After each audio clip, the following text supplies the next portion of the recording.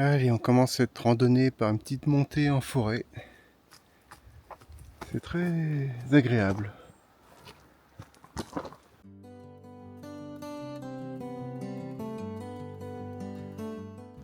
Bon bah j'arrive au fort supérieur parce qu'en fait à Fort-l'Écluse il y a deux forts. Le supérieur qui ne se visite pas et l'inférieur où on est garé.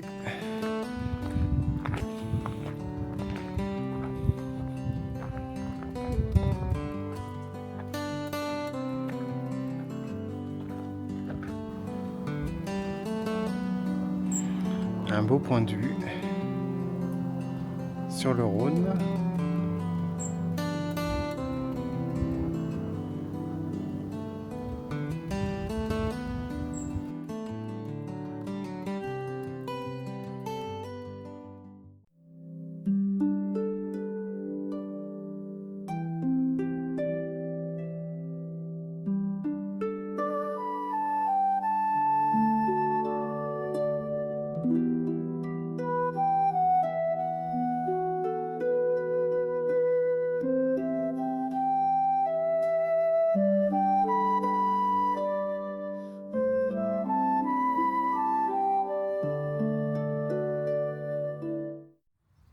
J'ai fait une petite pause avant d'attaquer la plus grosse difficulté de la journée.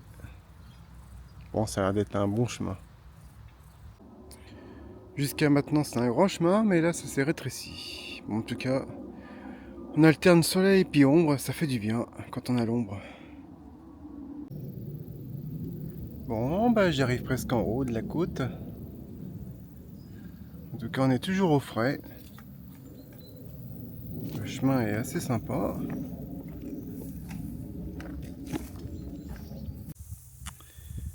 Et maintenant, on est sur les alpages. C'est le calme. Alors, je voulais faire décoller le drone, mais on est limité à 50 mètres en altitude.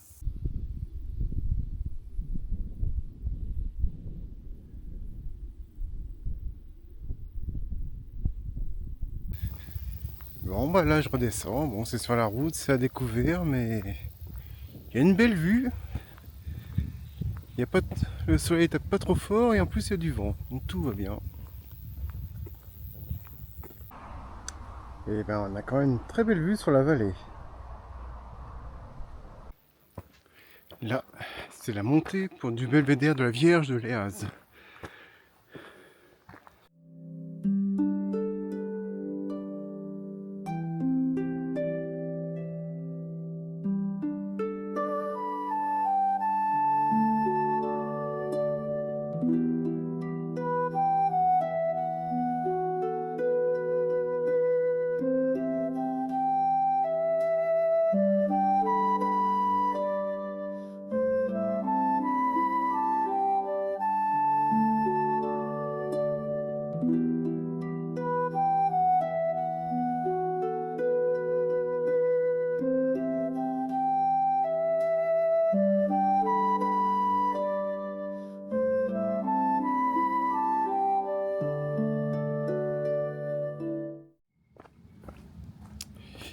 Là, je descends pour rejoindre les rives du Rhône.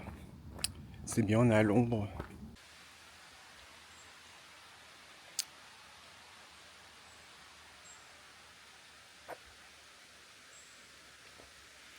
Un petit coin bien sympa.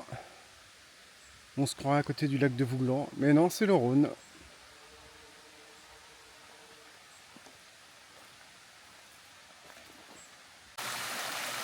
Un bon petit coin bien rafraîchissant.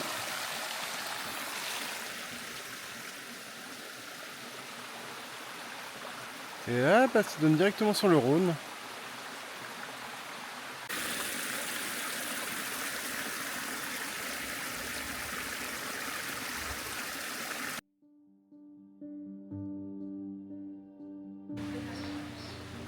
L'origine du fort remonte au XIIIe siècle, lorsque Amédée II, seigneur de Gex, construisit une première tour.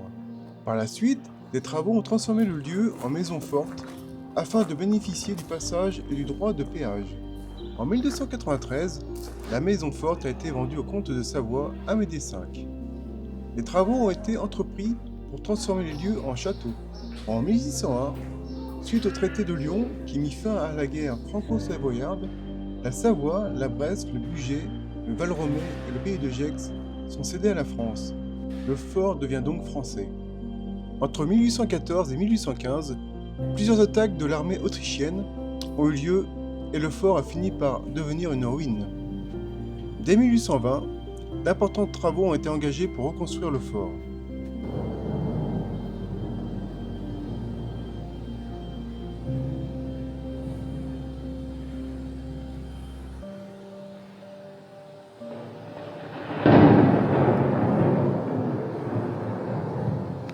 À partir de 1827, la construction du fort supérieur a été lancée. Il devait servir à éviter les attaques par la montagne. Les deux forts sont reliés par une galerie souterraine comprenant 1165 marches. Bon, bah là, je suis dans la galerie souterraine. Il y a 836 marches à faire avant d'arriver sur la terrasse du haut. Donc voilà, il y a de quoi s'occuper après 10 km de randonnée. Entre 1937 et 1939, le tunnel routier a été percé afin de faciliter la circulation grandissante. Pendant la Deuxième Guerre mondiale, l'armée allemande occupera le fort par intermittence jusqu'en 1944. Plusieurs groupes de maquisards réussiront à reprendre provisoirement le fort. Après la guerre, il servira de prison pour les soldats allemands jusqu'en 1947. Laissé à l'abandon à partir de 1960, 2 décennies plus tard, plusieurs tentatives de réhabilitation ont malheureusement échoué. Tout à l'heure, j'étais en face. J'en ai fait du chemin depuis.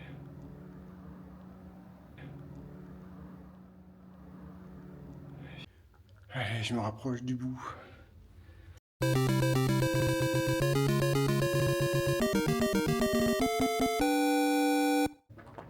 Finalement, en 1997, la communauté de communes des Pays de Gex a racheté le fort pour le réhabiliter et le remettre en valeur.